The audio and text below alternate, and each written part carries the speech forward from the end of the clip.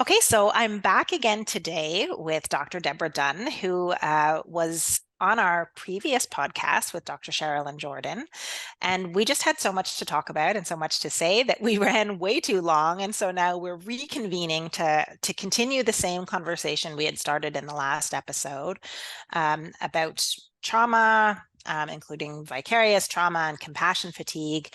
And so I just wanted to make sure we had enough time to talk to Deborah, as she's known to me, to talk through some of the sort of client-facing side of how trauma works and what advocates and representatives can do when they're working with a client who presents with symptoms that are consistent with PTSD, and what we can do for ourselves. So that was sort of where we left off the conversation about how when we are not in an optimal place ourselves as representatives, then it really does not set the right stage for our client to be able to engage in a trauma-informed kind of conversation, which we would need them to be in order to be able to truly represent their best interests. Yeah, good. So really, there's no specific place I want to start, but really, I don't know if you just want to kind of to just kick it off with some of the lingering thoughts that came out after the last episode, and we can just dialogue from there. Yeah, no, I have an idea about where to start that I think could be helpful. I just want to apologize at the start, at the outset, that I don't have slides. It probably would be good to be able to have slides, but I'll try to give you as much of a help to visualize what I'm talking about with metaphor. And so anyway, just want to say that at the outset. So, but and in particular, starting with one of the slides in Sherilyn's wonderful presentation early on, was a slide of concentric circles.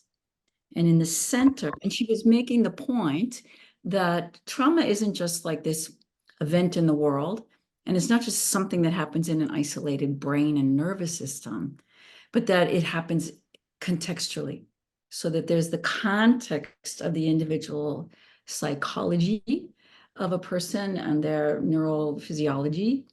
Then there's the next circle was the relational and interpersonal context.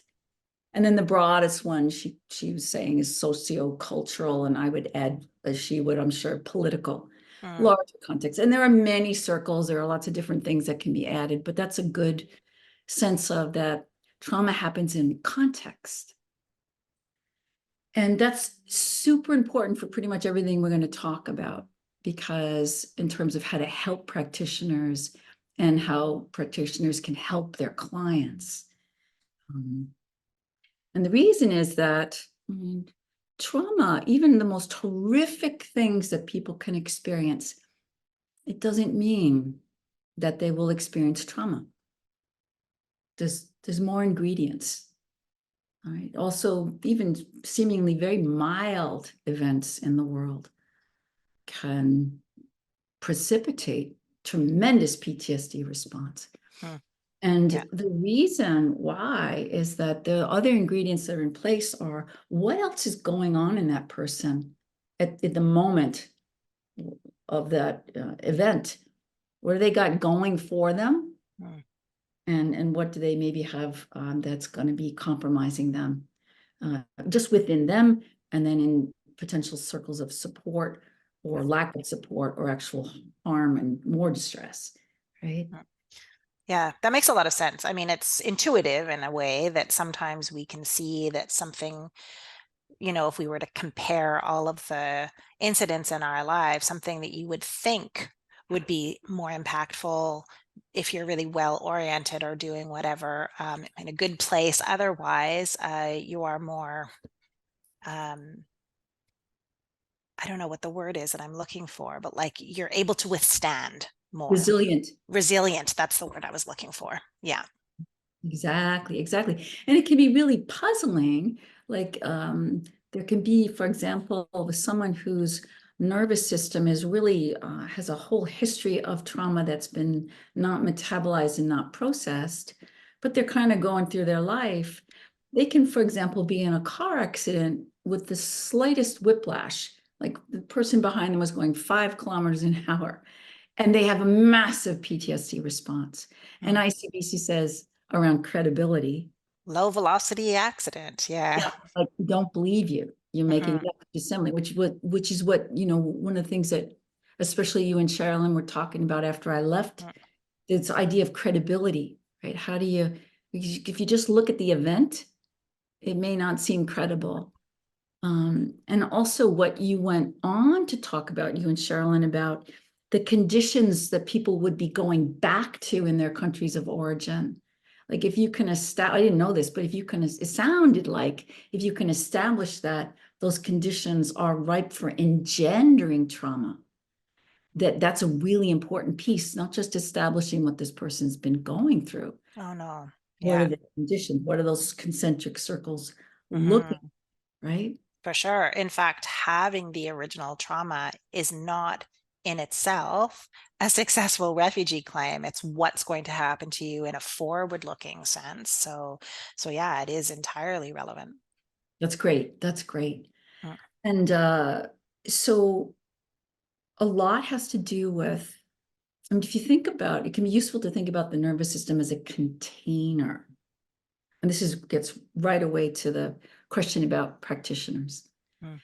The nervous system is a container. It gets filled with situations of, I mean, what consumed with in any given moment, what's going on, and am I meeting whatever, say, challenge in a functional way? And to any extent that there's not that, I mentioned when in the first recording, there's this arc of when a challenge, when we're activated, there's a sense of threat. It doesn't have to be dire. It can be like, I'm late for the bus, right? But when there's any charge in the nervous system, we need to go through meeting that challenge, hopefully successfully, so we can end up down regulating back to a baseline of okayness. Mm. Right? So to the extent to which that doesn't happen, this charge that remains in the system, it's held. If there's trauma that happens, meaning there's something that happened that we couldn't resolve, that was deeply threatening, and we couldn't complete that arc, and we stay in a kind of a place of stuckness, that there's not the resolution, and we can fluctuate, as Sherilyn described so beautifully, between states of dysregulation, of hyperarousal, hypoarousal. There can be a perennial sense of avoiding the things that remind us of the distress. And there can be dissociation. There could be a lot of things that characterize that stuckness, right?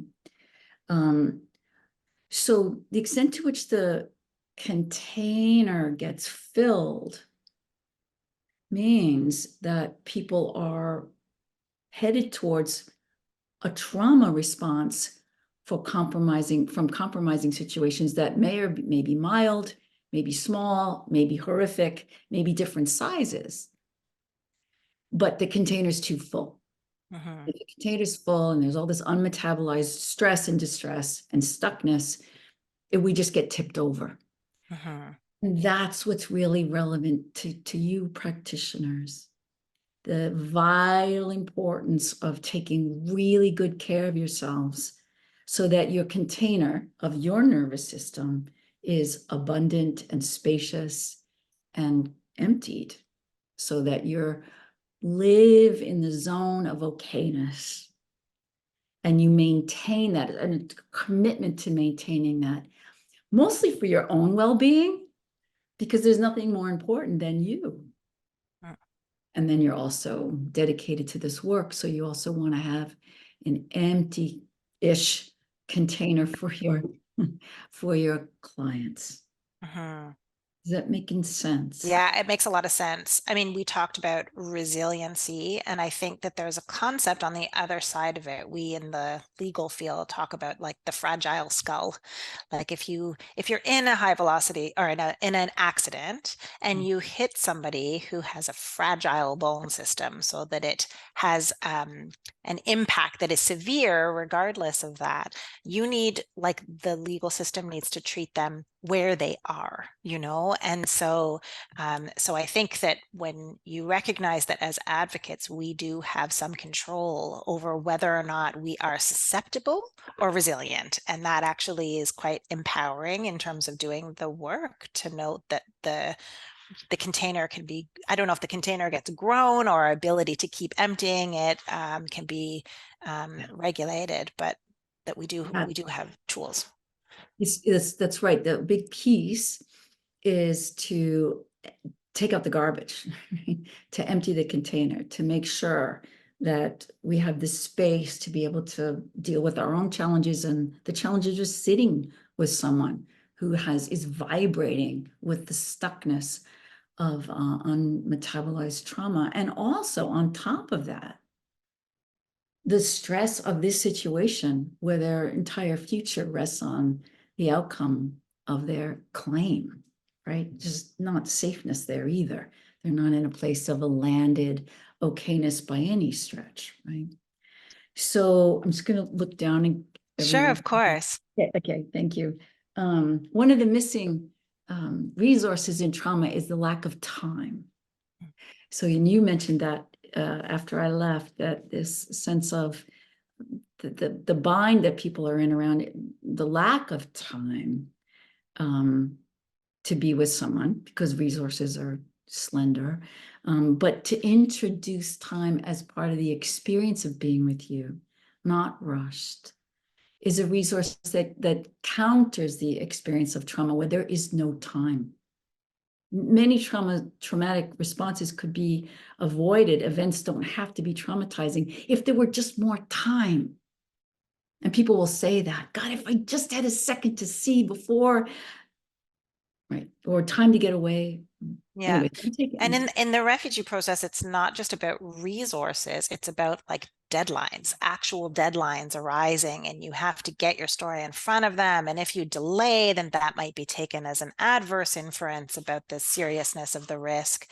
Or you might be at risk of removal, and so you need to. So it's like everybody's that pushing, it's a state that is very ever present. And until you make your claim, you can't get access to healthcare, you can't get access to the labor market. And so this sense of rushy, it's important to like emphasize all of the negative impacts that can have. Yes, that's really important. And in this moment, I'm just grateful for the time to look at my notes because I don't want to miss, right. Um, mhm.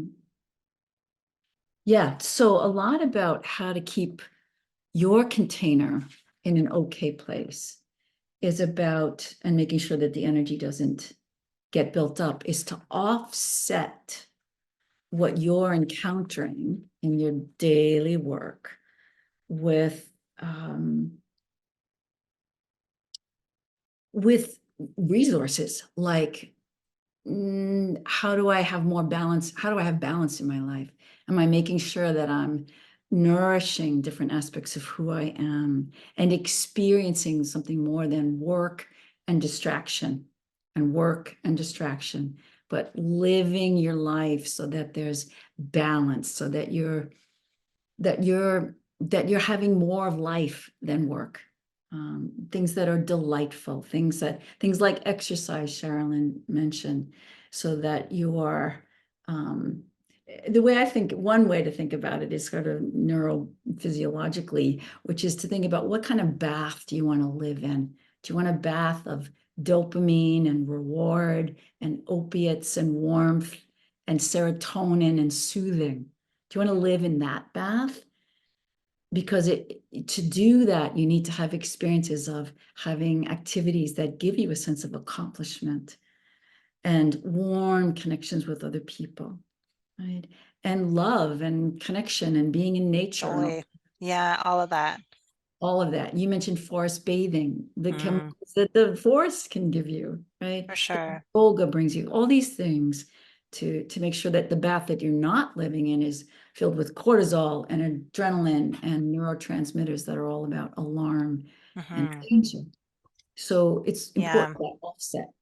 Yeah, I mean, I think that sometimes, and I know this just from talking to other practitioners, is sometimes as a species, we get into this kind of pattern of like, well, when you're sitting in day in, day out, hearing trauma narrative and encountering traumatized people, you start to feel like guilty about seeking that joy and that cortisol. How can I be doing this? How can I go on holidays when, my clients don't have those privileges? And so it ends up becoming kind of like Mm. an exercise in depravity, in terms of self-deprivation, because that feels like that's how you recognize the sacrifices that your clients have made, sometimes inadvertently or without any alternative. But yeah, I think it gets really hard sometimes to kind of keep remembering that that's actually something that is a must. It's not a nice to have. Exactly. It's essential. It's like you've all heard this a million times. You have to put the oxygen mask on you first, or you are useless to the person, especially, a compromised person or a little person, if it's a child next to you. You have to, and it's really helpful, I think, and good support in relation to this. It's really part of your job to take care of you, um, and to do your job well, because I'll say a little bit more about that when we get to how to help the client. But first things first, this is your oxygen mask around support to really know that to keep your nervous system container supple and flexible and empty enough-ish to be able to function well, these are parts of the ingredients to have balance in your life.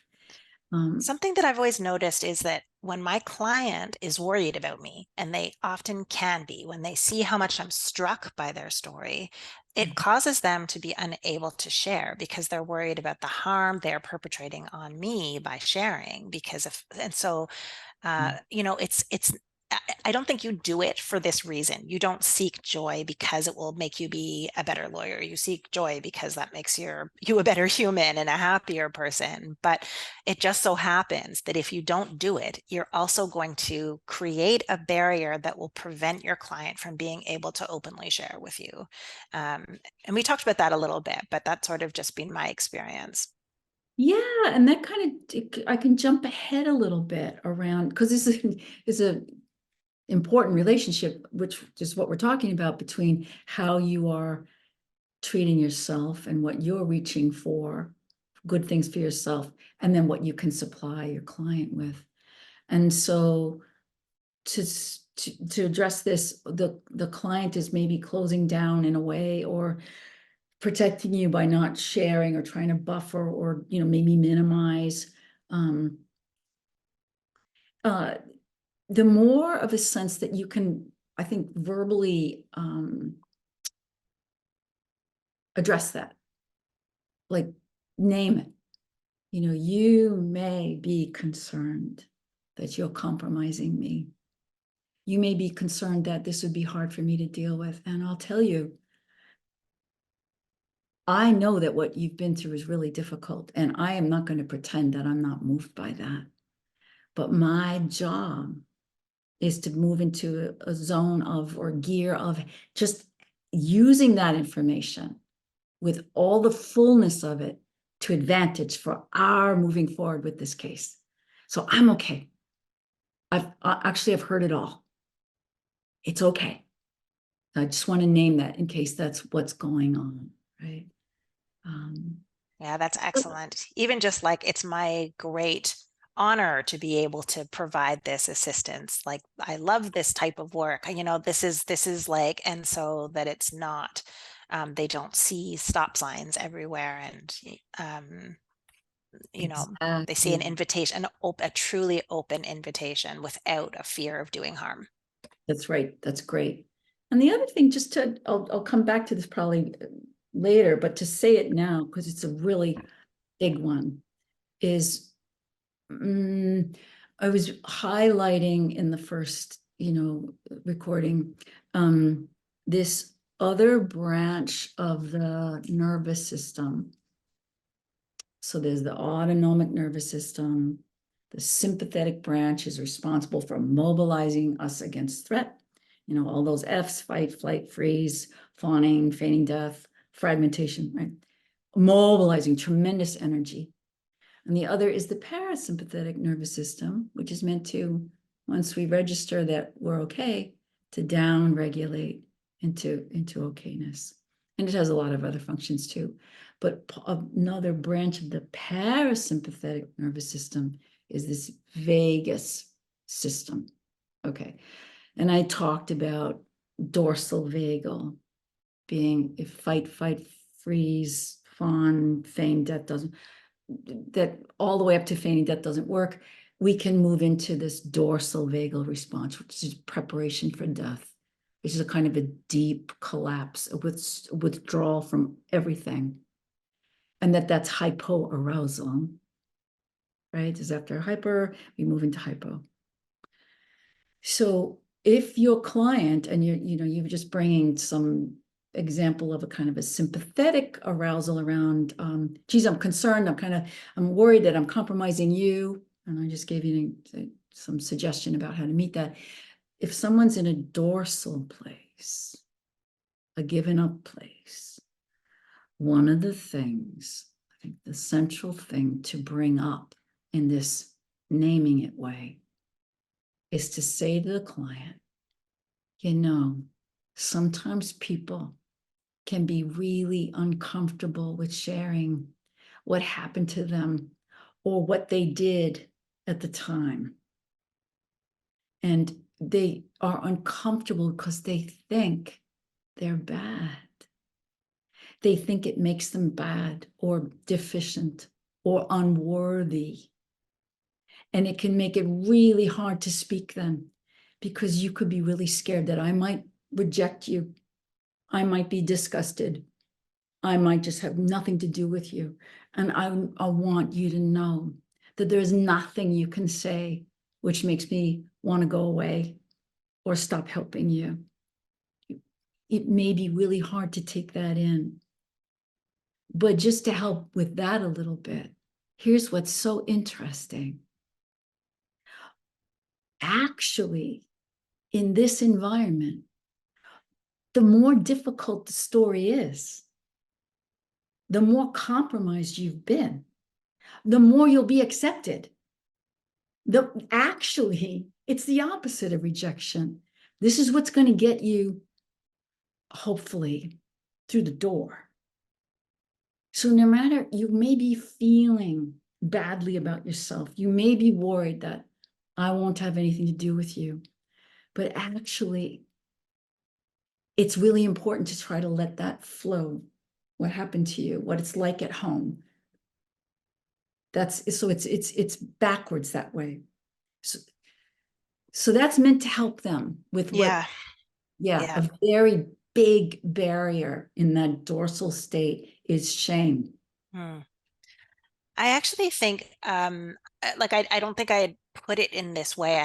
I hadn't heard it articulated quite so clearly, but I know that on occasion when I have spoken to clients, just saying just so you know, I believe you, and that because we have to prepare clients for scrutiny and disbelief and credibility concerns, that I think that sometimes we don't realize that we might even be projecting that outward, that when I'm asking, so did you really, that doesn't, because we've got the immigration officer or the RPD member in our head, so we're trying to prepare them for that, but in the process to be I just want to be 100% clear, I believe you.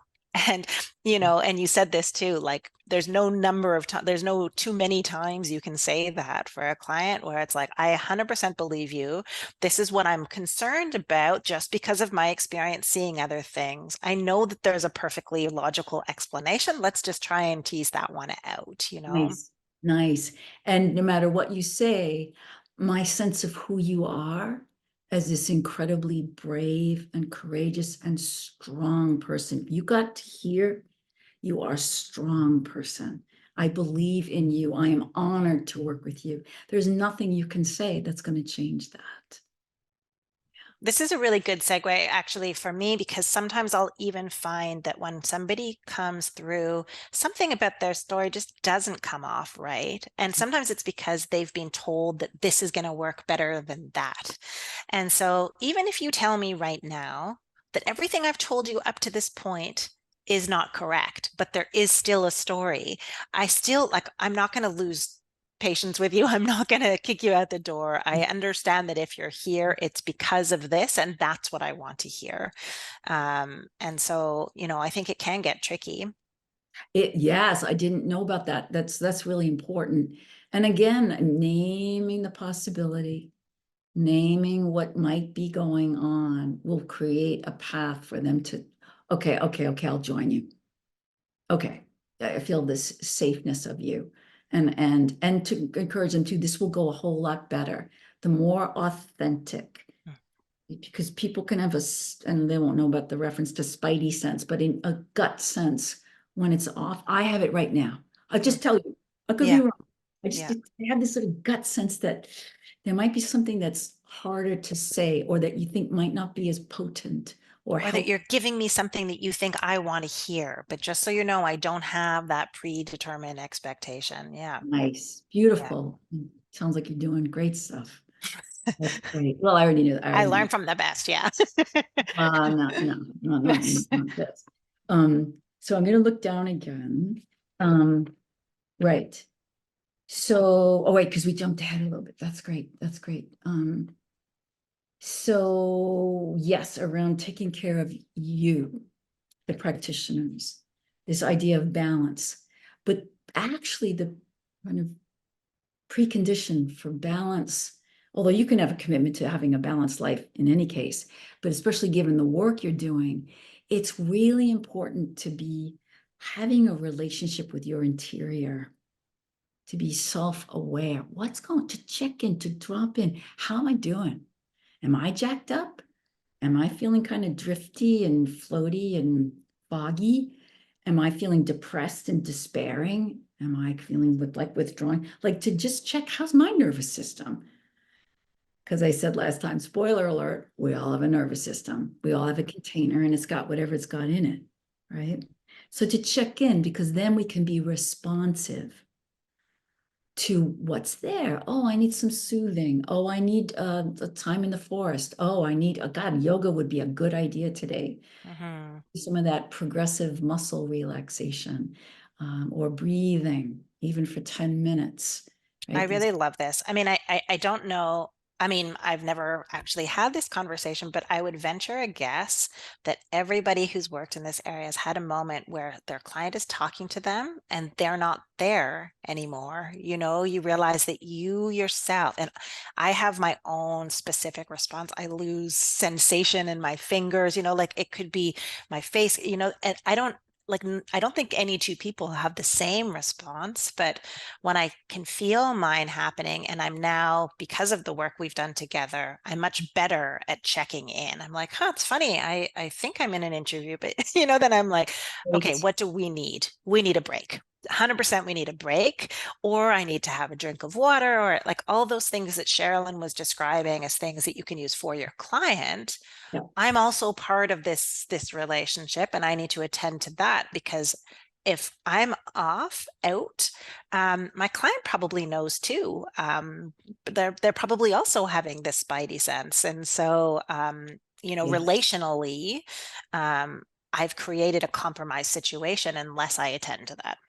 It's beautiful, beautiful, Deanna. And this is in, I wasn't even actually thinking when I was speaking about you being with the client. I mean, just like in your day. Am I checking in? Like even on a Saturday, right? Am I with me? Because then you can respond, and you're taking care of you, and your nervous system can be more calm in that sense of okayness, because you're taking care. I mean, the difference between a child who's neglected and a child who's supplied with what they need is night and day, right? Mm. So We need to look after ourselves. So For sure. awareness, and then balance.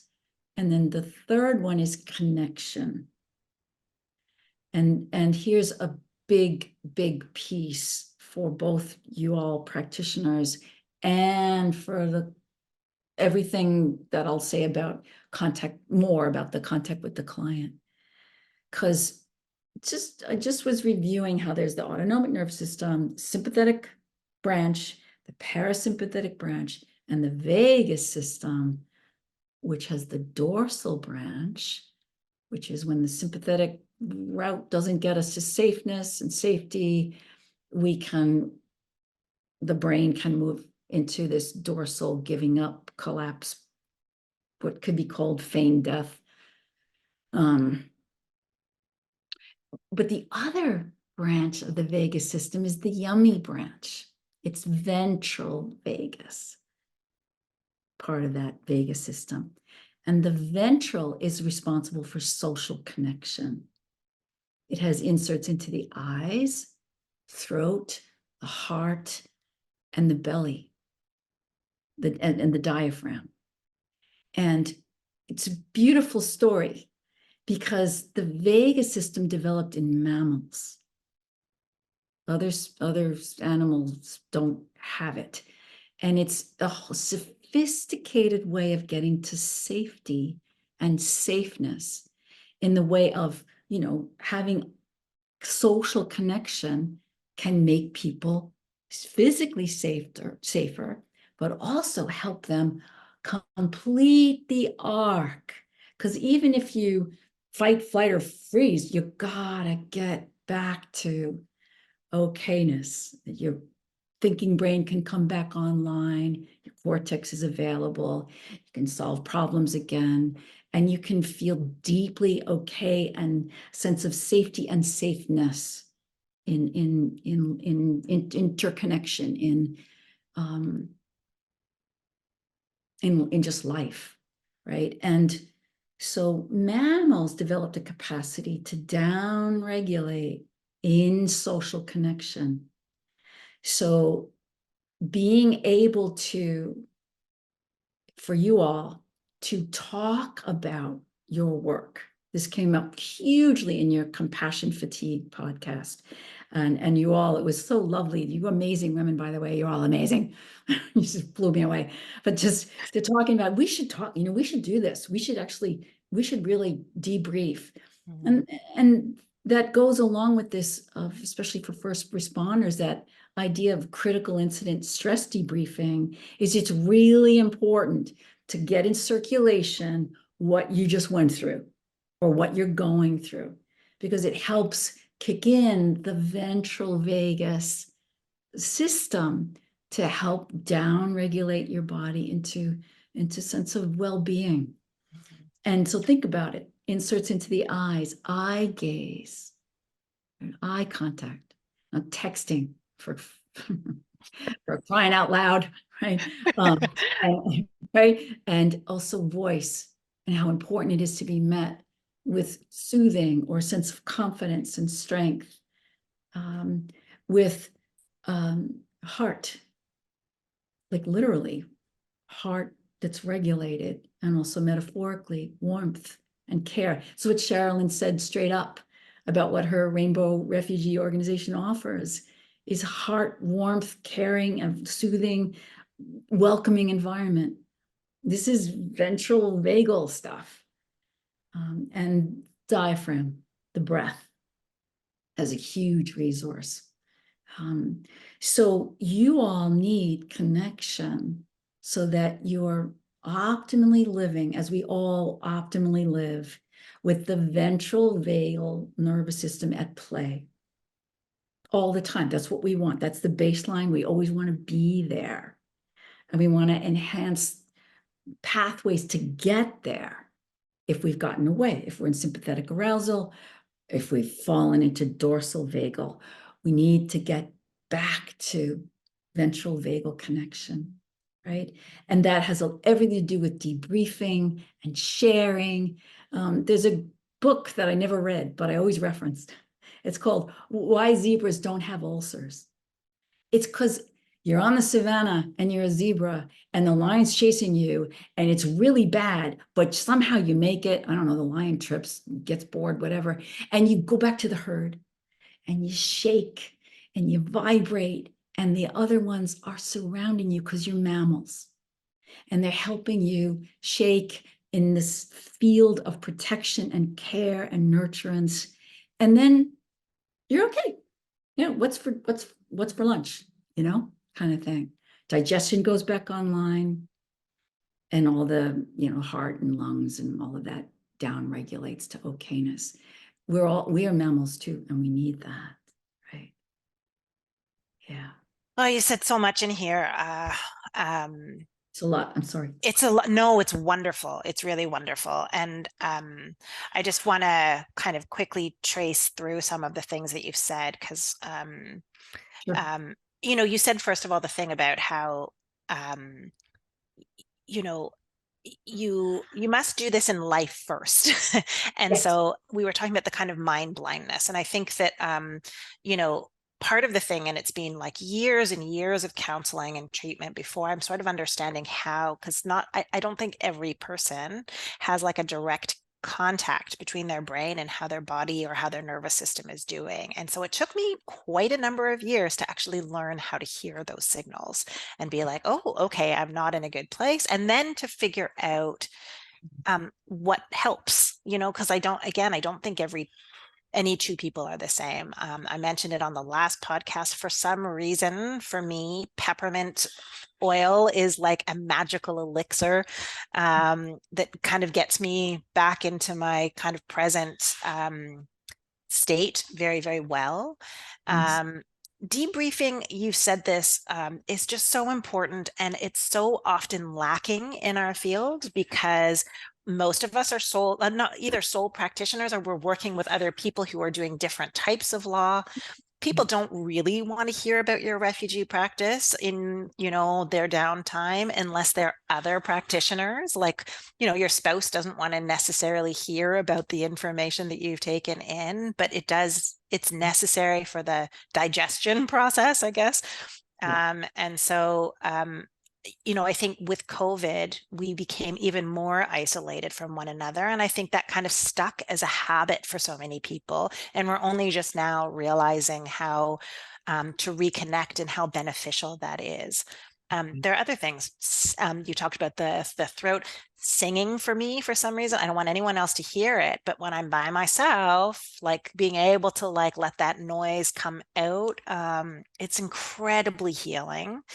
Movement of any kind, whether it's yoga or just like dancing like a lunatic around my my living room, Great. anyways, there's so many there. But I like the way you've taken us through that. Oh, beautiful. And singing, by the way, exercises the diaphragm.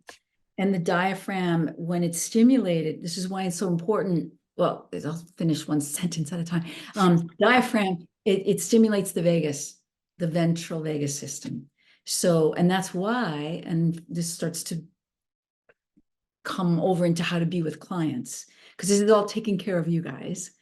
And you take care of yourselves and reaching out to have a community of care as best as you can, make that happen. To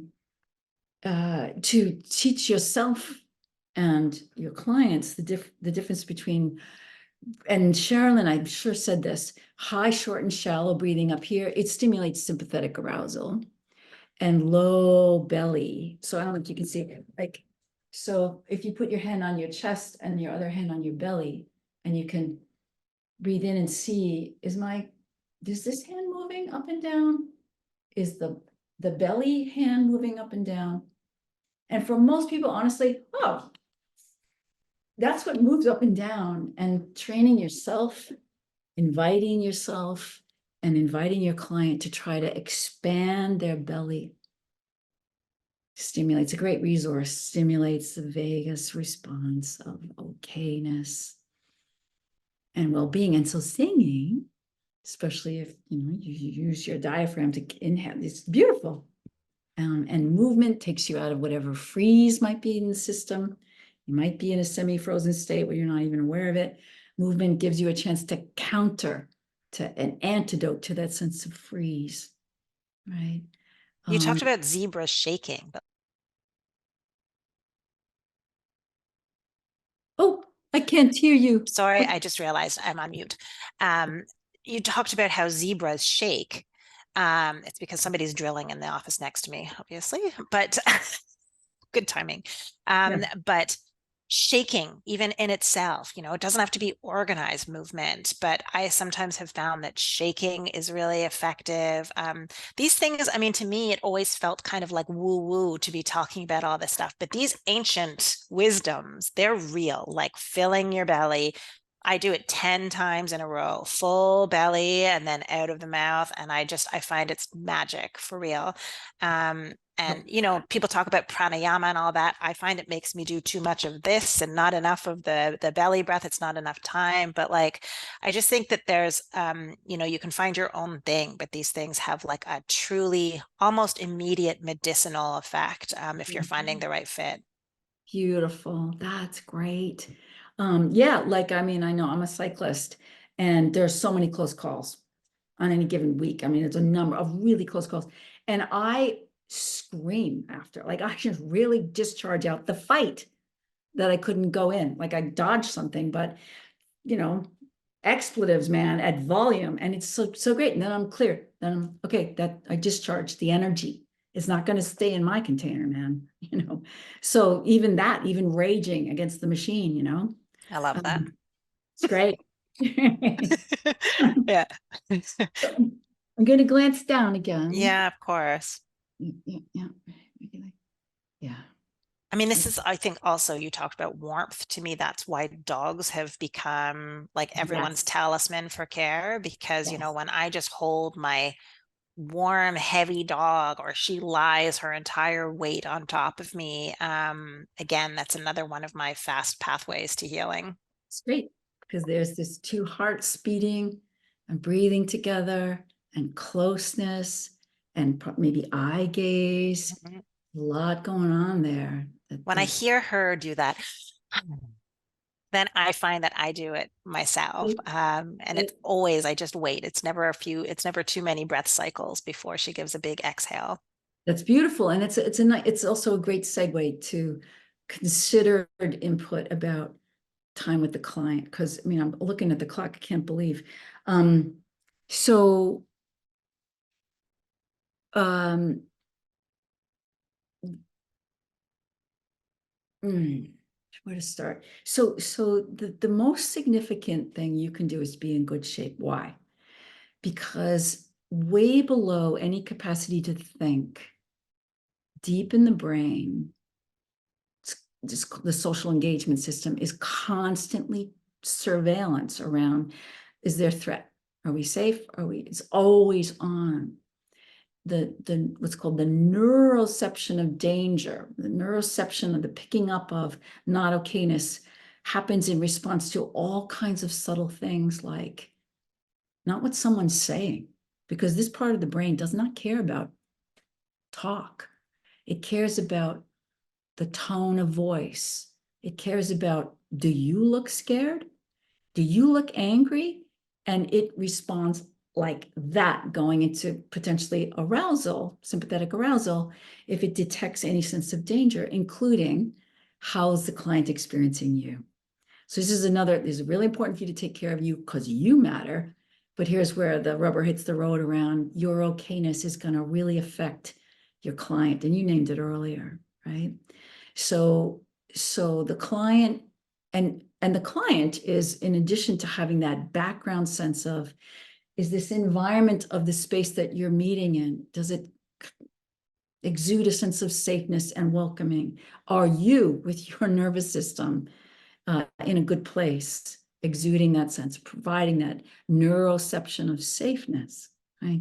These are huge, probably the most important thing.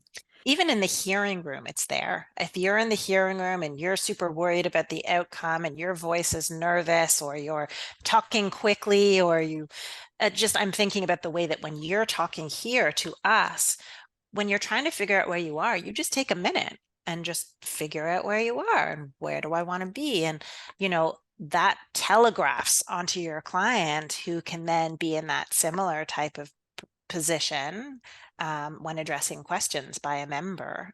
Exactly. Exactly. Yeah, you can't buy this stuff.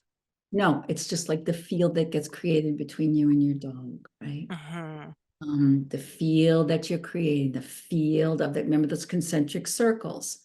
So what's happening to your client in this really stressful situation of a hearing doesn't have to kick them into a trauma response if the circle of support of you, this oasis of care and connection and energy and strength to help them, can make all the difference, right? Mm-hmm. Um, so there are different things that Sherilyn brought up that can all kind of fit into really helpful stuff around how to two things, I think, how to create experiences that kind of are, I mentioned it earlier, antidotes or contradict that inner sense of I'm not okay, I'm not safe, where your client is stuck, right?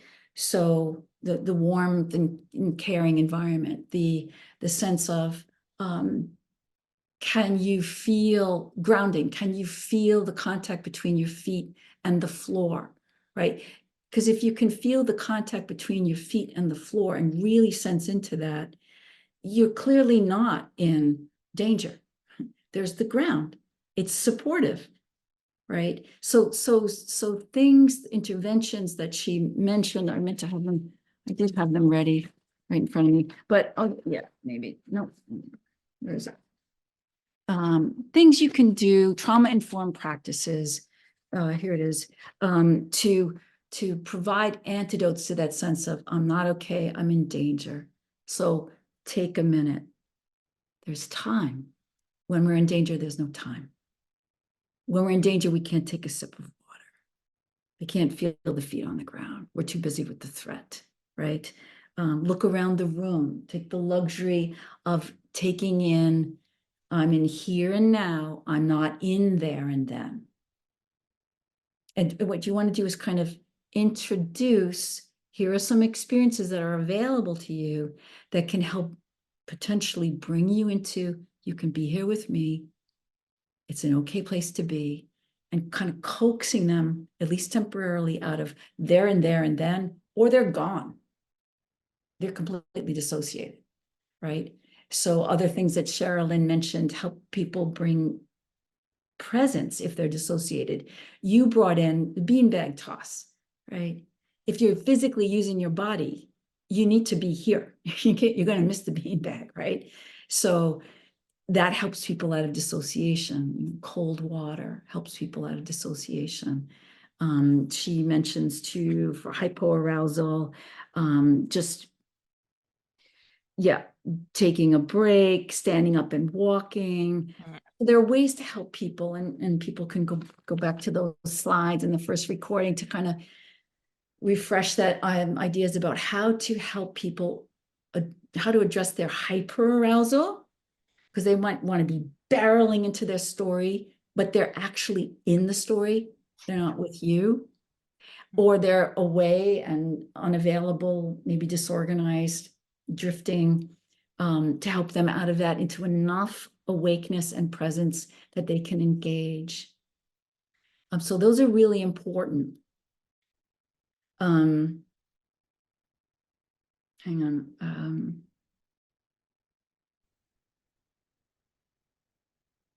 on a second. Right. Yeah. So there are other things to do, though. One of them was already talked about, if they're in that dorsal place of giving up and that kind of glassy eye, deep hypoarousal, this naming that they may be, don't use the word shame, but they may be in a place where they feel like you'll reject them if you write this story, or hyperarousal in the way of, I don't know, you might not be okay. I got to take care of you. I might be harming you. So those are really important messages to convey, to help regulate different states of arousal, whether that's that dorsal state or different species of, hyper arousal and being alarmed for different reasons, right? To name these things. But then I'm going to give you more. Right? So ways of, I'm going to read this slowly. There are ways to intentionally stimulate the ventral vagus to regulate the physiological response to the neuroception of danger. Downregulate, right? Here they are. And here's where I wish I had a PowerPoint. Sorry. A few slow, deep breaths from the belly, engaging the diaphragm, where the belly rises, not the chest. An extended exhalation. Nice exhale. Very good. Lovely. An extended exhalation, which is not required at first, but you can invite. And as you're breathing in this way, you might find that your exhalation lengthens. Just let that happen. That's great stuff, right? Even just breathing a sigh. Let's sigh, Kate. Let's just, yeah. And, really vocalizing can exercise the ventral vagus, slowing the heart rate, lowering blood pressure, and optimally bringing the body back into balance. Here's a new one. Holding the breath for a moment and bearing down like you're constipated or giving birth. Similar. And then release can also really help. Or putting cool water on your face. Contrast therapy. Nice. Yes, bring the body back. It's kind of like, oh my God. And that helped have the experience of release. Right. The same principle, I think, operates with progressive muscle relaxation. You go through all the muscles of the body, hold, and release to have that sense of contrast and not even being aware of how much you're holding. So why not really triple down on the holding and then triple down on the release that you probably aren't doing, holding the tension, right? Or that giving up, that collapse state. Let's bring some energy in to get the tension going. I haven't been there in a long time, right?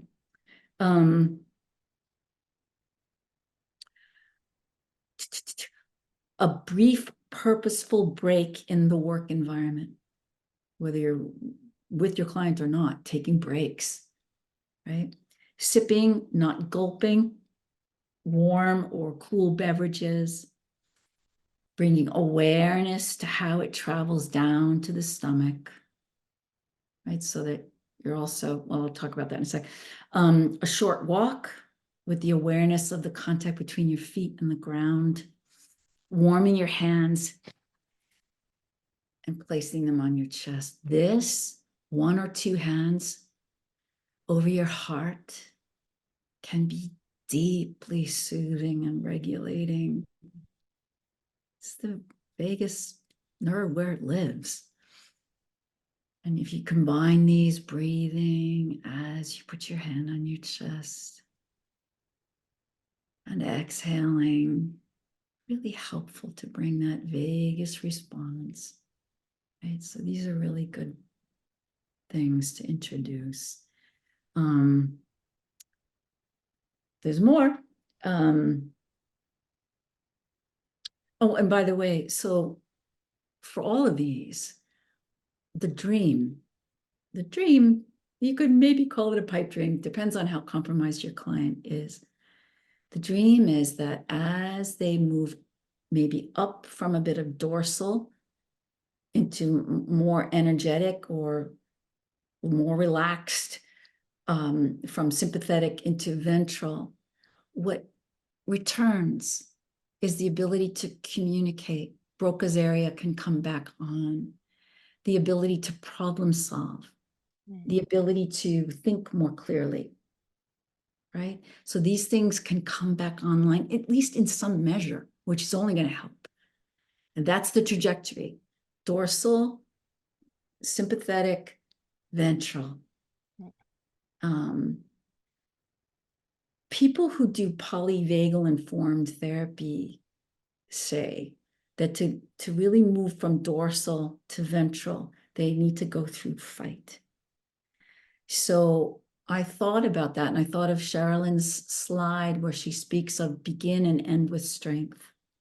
And another thing I thought of was to have your client, ask your client, what are 3 strengths you have that have helped you get all the way here? Mm, To gather, right, a sense of their strengths, from inside or from out. It's the thought of my mom, she just has always loved me so much. Great. Does that give you strength? Great. Can you feel that? Great. So you're kind of gathering their mm, strength, because I think that's going to help, especially if someone's in dorsal. mm. Oh, wait, but I'm strong. Wait, hang on. This Right? goes back to the beginning where you're connecting them to their resiliency rather than what they might perceive as their fragile skull. Lovely. Yeah. Perfect. Great. And also, I thought, if someone's really in a dorsal state, because that's the trickiest one, I've never tried this out, but it's worth trying out, is to communicate. You know what? You've been through so much. And I know there's an impulse to kind of just rest and just like maybe even give up. You get to rest because I'm going to fight. I'm fighting for you. Mm, Thing is, I could use your help. What? Help? Yeah, I need you to do the best you can to let me know what it was like, mm. because that's going to help me fight. Yeah. I You can. have used this, Deborah, and it's absolutely effective when it's like, I just need you to help me. And I think people coming out of that victim, that Yes, to be like somebody who can, we talk about empowerment, and I know it's a complicated concept, but when a client feels like they can do something to assist you, it mobilizes something that wasn't necessarily available before. it's beautiful. It strikes me that it can help with the shame. What? Hmm. You, this big deal lawyer, this awesome, smart, capable, you want me to help you? Oh, maybe I'm not a piece of shit. Totally. Yeah. Totally. It really does work like that. Yeah. The other thing that I think, I mean, so you can ask them to think that in advance, or you can ask them on the spot, but in advance, to have them bring resources like on their phone, pictures of things that inspire them, that Mm. engender. Oh, that's a great idea. I love this. Oh, quick on the phone, right? Safeness, the child's face, Mm. safeness, security, soothing, strength, a lot of S's to combat all those F's, right? Yeah, exactly. Strength, soothing, right? That's Um, awesome.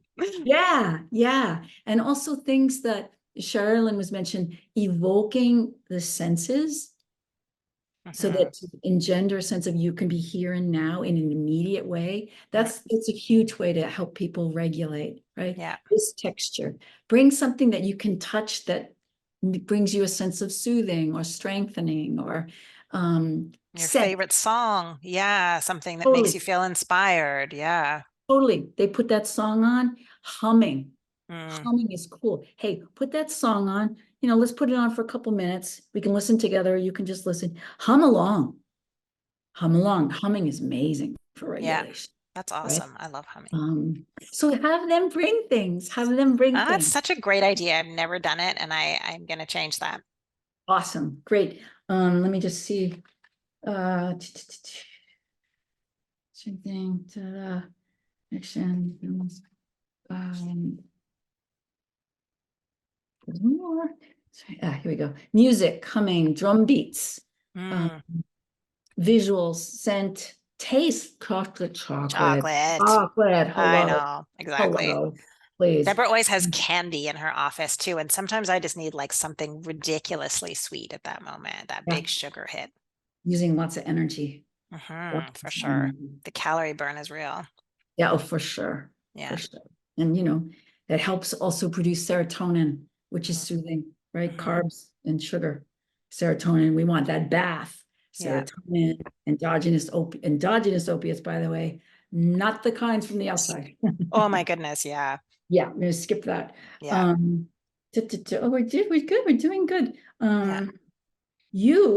The practitioners, can sit on an exercise ball. If you tend to check out, Sitting on an exercise ball, it's kind of like the beanbag thing. You're going to fall off unless you stay present, right? Not the Yeah, client. We don't want them to fall. They don't need. So sitting on a big exercise ball can be a nice way of grounding. that's awesome. Um, you're wanting to give them as much that you can provide to get them to that here and now is a good place to be, and it's an alternative to there and then. Mm-hmm. It's so important, that juxtaposition of you can be here. Nice. Nice. I just want to, I mean, I don't want, I want to give you an opportunity. I know we're taking you beyond time already. But this work is really hard.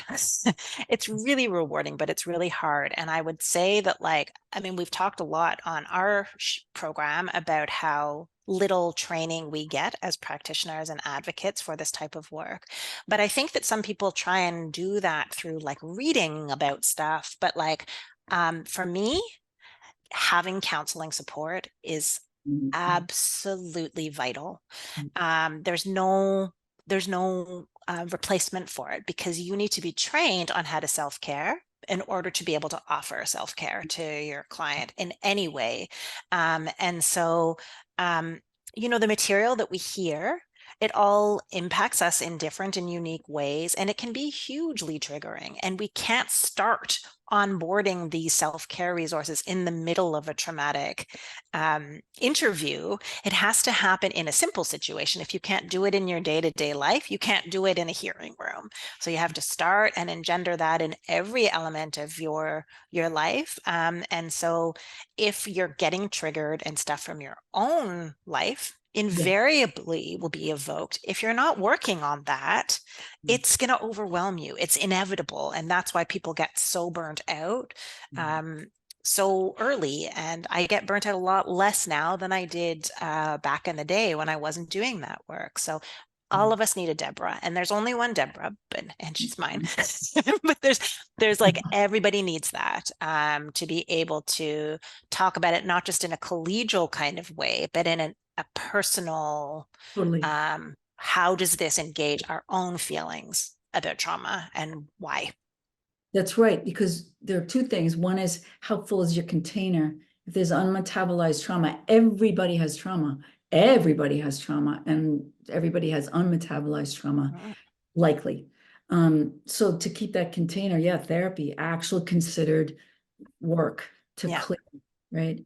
And I Like, I forget the think everybody kind of knows at some level that the pandemic was traumatizing for everybody. And maybe there are exceptions to that, but just as a very clear example that we all experience together, if there's not something that's helping you empty that and create a greater receptacle for adding more material, because it's always coming, more material is always coming. It's not something that happened in the past. Trauma will keep happening. That's one thing we know about life.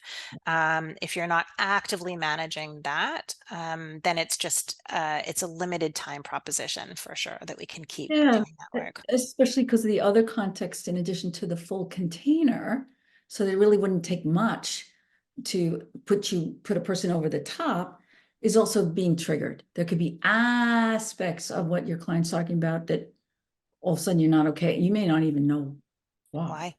right? So that's a good inquiry. Just very briefly, because I have to go again. Sorry. It's been two Sorry. hours, Deborah. I'm so No used to shame here. I know, I'm so used to booking for an hour. This is so challenging. Sorry, I've Yeah, done it no, I totally get twice it. now. It's hard. Um, Jesus.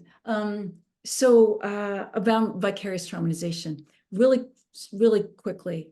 The thing that's great is, if someone doesn't have significant, you guys, if you don't have significant trauma, which if you do, then it needs to get looked after. But you can prevent yourself from your container getting so full that you end up with a trauma response inside you that is so much like PTSD. It may as well be. It's like, it's traumatization. It is. It's not just like, oh, I felt it's kind of rough. I feel kind of rough from my work. No, it's actually, now you have a trauma response. And so prevention in all the ways that we've already talked about, self-care, awareness, balance, connection. Boundaries. taking out the garbage, right? Mhm. Connection, sense of getting that down to that optimal ventral vagal state of warmth and safeness that allows for play and creativity. That's what you want to be going for and maintaining and having commitment to as part of your commitment to yourself and also to your good work. Mhm. So you can prevent compassion fatigue in these same ways, vicarious traumatization. But if you fall into it, then you definitely need help, right? Because you're going to need help to have all the antidotes that to all the states that you're in around Mhm. distress, right? That kind of jacked up alarm system, that kind of that despair, that sense of meaninglessness, lack of hope, that disconnect and withdrawal. I used to care about taking the dog out now, whatever. These things are all signs Mhm. of, and you can just quickly, anybody can Google signs of vicarious traumatization. Those are the things to keep, look out for, or if they're around, know that you're going to need help to metabolize and to reconnect with meaning, to reconnect with things that nurture and nourish you. Mhm. I'm so sorry, that's really short shrift to vicarious traumatization, but it's the idea is prevention, really, Yeah. you guys. Yeah, and it does harken back to so much of what we've also talked about because trauma is trauma in some ways, and so the same things that work for the client work for you, both preventatively and curatively. And so definitely, I think that you've given us a lot to ponder. There's one more thing. Okay. I mean, there's probably 10 more things, but It's but okay. um, but the one thing that I thought of something, and I thought of how you've told me that it can be really tough to get the story, to get the material, right? So I thought of the thing that the person is avoiding is being there and then. They're doing that all the time, unconsciously, right? So if you're consciously saying, I need you to be there and then, they might dissociate, they might, right? So one way to hit the middle is to say, okay, now we're together and hopefully you have the neuroception of safety and all these resources that they've brought and you've provided. And we can breathe and we know we can take a breath. Okay, can you stay here with me? And can you, I don't know, could you put your story on a screen? Mm, And can you just tell me what you see? So that they're having the embodied experience of here and now, mm, and they're kind of visiting there and then. right. There's kind of a buffer. There's a kind of a healthy, very much needed disconnect, so they're not sucked back in. Mm, And then in their survival responses, mm, can you put it on a screen or can you download? Can you write it? yeah. Download it, record it. Can you just speak into the tape? Just like, you know, we'll just get this out. But we're here. We're having a cup of tea Mhm. and some chocolates. And can you so I thought that might be helpful. Some Yeah, kind for sure. I mean, I've never really thought about it in this way, but like, can you tell me what happened to that person and describe it using the third person? yes. Yeah. When my daughter was a baby, she couldn't say anything negative. So we would play the game of opposites. And so she would say it opposite. Nice. I loved that so much. Yeah. Okay, that means that she really hated that. And I Yeah. thought that that was so comforting, meaning that was terrifying. And I mean, again, this is too complicated the way that I'm setting it out, but realize like just giving your client another alternative for how they can take it outside of themselves just for a moment, just to give us the information that we need. Nice. Um, Nice. yeah, I love Yeah. that. See yourself on the screen and you can talk about that person. Yeah, like you're About that telling me person. about what happened in a documentary. Totally. Um, there's a client that I had a while back. We got a doll for her and she didn't have to use any words. She could show me what happened to the doll. Yeah. What happened to her, this doll. And she showed me, but she could never say, Yeah, yeah. you know. Um, so yeah, so hopefully that's helpful. Um, So much, so much. I feel like we could do 10 more hours of this, but this has been lovely. super helpful. And Great. I think you've given a lot of great tools for people to know about. Great. Such a pleasure. Such a Yeah, pleasure. always. Okay. Thank you so Take much. take care. Okay, have a good night. Goodbye. Bye.